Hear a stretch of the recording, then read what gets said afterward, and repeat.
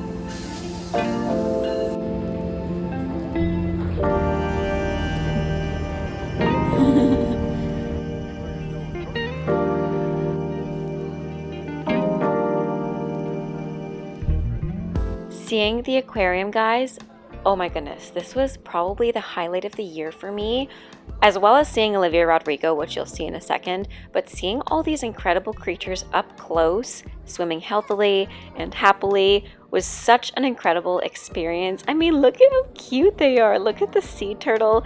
Look at the shark. I just want to boop his nose. I don't know if that's a good idea. Probably not. But seeing them this close was so cool. I think between standing on the conveyor belt and looking through the aquarium and seeing the seahorses and also seeing the jellies, I actually can't pick my favorite area of the aquarium. Seeing the jellyfish is always so mystical and magical to me. Like, these upside down ones were so cool. They literally looked like something out of Avatar. I'm obsessed with the color. I'm obsessed with all of these creatures, and seeing them once again swim happily and healthily was so cool. Then we went to the train station. Steven wanted to check it out, so we checked it out. And then after grabbing lunch at Planta, we checked into our hotel, and I'm pretty sure they upgraded us because I'm sorry, this view, incredible. The entire room in general was so nice. I was so happy with what they gave us for the room. Again, I think they upgraded us or something because we were on one of the top floors, and then we went swimming and had dinner before the concert. Still getting ready for the Guts tour. This is the top I'm wearing and the jeans. The top's open on the back, but I'm gonna finish my makeup because I just washed it all off to redo it.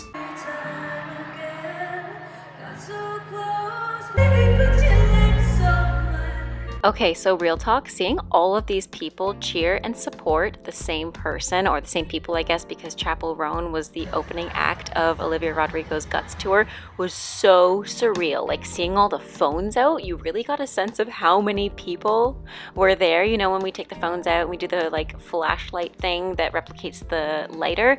Oh my gosh, it's just so cool, again, to know that this one person has such a hold on so many people, including myself. I love Olivia Rodrigo and I love her music, and I really felt inspired and grateful to be there. And like I said, I've been waiting for almost an entire year for this concert, so the excitement was out of this world. I was just so excited, and thank you, Steve, for joining me because it was so much fun. Also seeing her on the moon, oh my gosh, she's so fearless, because I would have freaked out, honestly, being this high up. It would have freaked me out, but she's so fearless. This was such a cool idea, and I love the end as well with the confetti and the encore. It was so good, and then when we got to the hotel, the view was too stunning not to show you guys. Once we got home, we just ate a bunch of snacks and watched the originals, and I fell asleep early. I thought that I would totally be a night owl, but I was so exhausted. We did like 30,000 steps that day, and then when we got home, finally the next day, I made some lunch and meal prep, and that's pretty much it.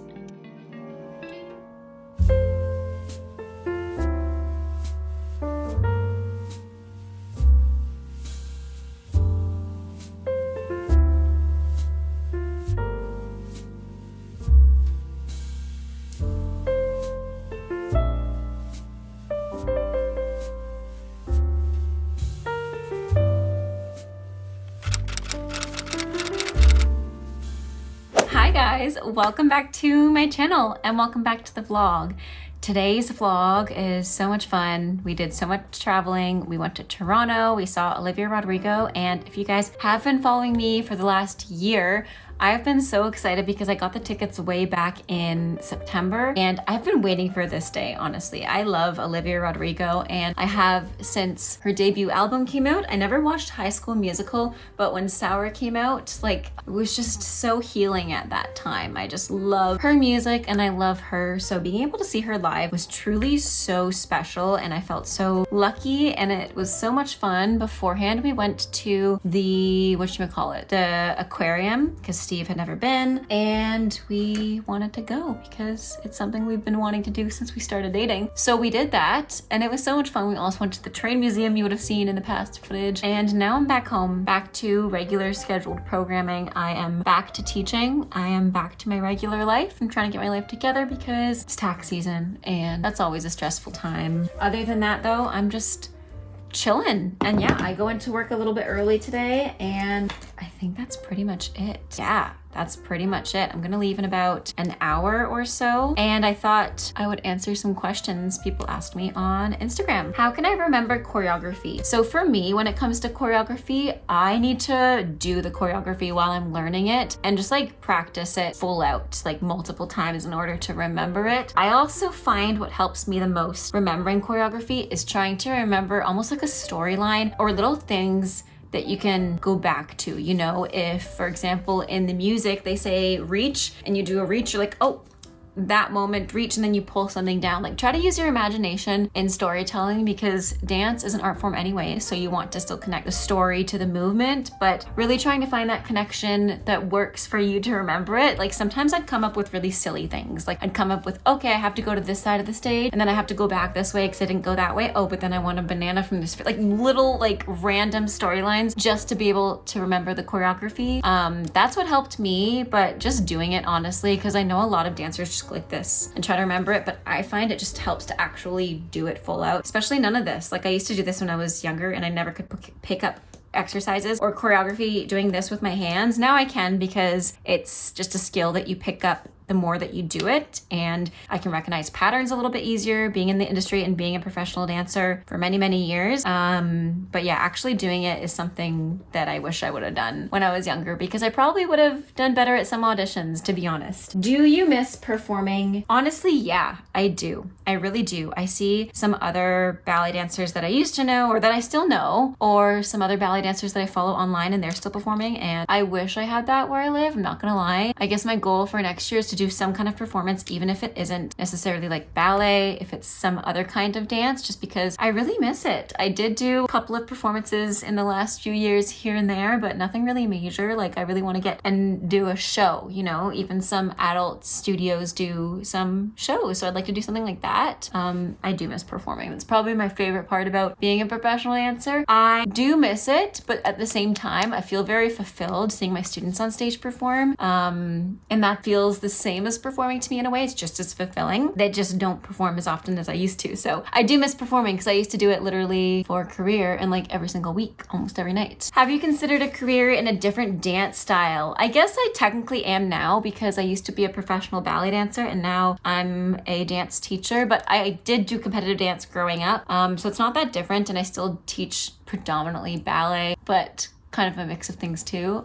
Yes and no, because I just know I'm not as strong dancing in certain styles. I know ballet was my strength because I loved it and I dedicated so much time and effort to it. So yes and no, but ultimately no, because I know I would have just not done well given the opportunity at like a contemporary dance company or something like that. I shouldn't say that I wouldn't do well because I don't know that. I never tried. And I shouldn't put myself down so quickly, but I don't think I would have done well if I'm speaking realistically. What did you do with your studies while you were at ballet school? What did you do with your studies while you were at ballet school? So at my ballet school, they actually had like the academic section as well. We had to do academics at the school. So that's how we did it. I know a lot of schools like work in partnership with other schools. For example, in New York, if some students are into acting or they're into musical theater or they're into dance or music or whatever the talent is and the art that they do, or even the sport, they get let out of school early. And I know some schools in Canada do this because I have some students who are athletes. But yeah, they get let out of school early so they can pursue their practice for longer so that they can, you know, get to a more professional level, but they still put in the credits and the hours necessary to graduate by all means, because same at my ballet school, they were really strict about grades as well. If your grades were flying under what was expected of your age and your class, then you were put on probation. So they took it really seriously. I really loved the education system that they had. I really, really loved it and I learned a lot. And I got to explore other opportunities and other options in terms of academics. Like I just predominantly did science and math when I was in high school because I thought, okay, well, what if dance doesn't work out? What do I actually want to do? And all of the careers that led me away from dance, including away from dance teaching, because I hadn't even considered that, happened to be in the science realm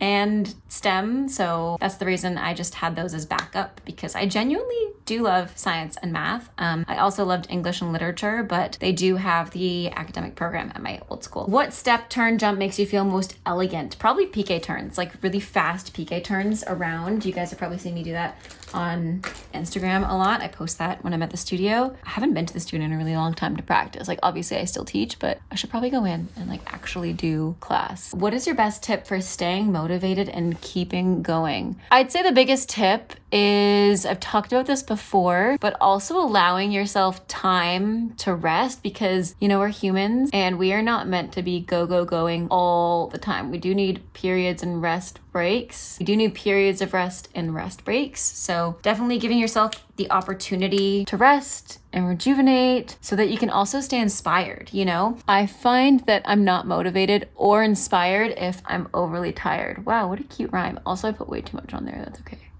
I'm really far from the mirror, so pardon me while I just go really close to the mirror. Okay, next question. Have you ever cried in a ballet class?